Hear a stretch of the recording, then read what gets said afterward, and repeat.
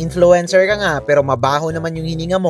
Yan yung ayaw na ayaw kong marinig mga men. Kaya diretso na agad ako dito sa Anytime Dental para magpa-cleaning. Every 3 months ko talaga to ginagawa, parte na kasi to ng hygiene natin. Real talk, hindi sapat ang sipilyo lang. May mga bakterya at tartar kasi na hindi talaga kayang tanggalin ng normal na toothbrush lang. At syempre, importante rin to para maalagaan ng maayos yung veneers ko. Investment yan, kaya dapat inaalagaan. By the way, speaking of veneers, naka 40% off ngayon ng Hollywood Smile IMAC veneers dito sa Anytime Dental. This January yan mga men. Kaya kung balak mo magpa-veneers, ito na yung sign mo. Kung cleaning naman, starting 150 dirhams lang yung teeth cleaning nila dito. Sobrang solid ng feeling after. Legit fresh na fresh. Kung gusto niyo silang puntahan, nandito lang sila sa 835 8th floor, Al Ghurair Office Tower inside Al Ghurair Center, Al Riga, Dera, Dubai yan mga men. Kaya ano pang hinihintay nyo? Pull up!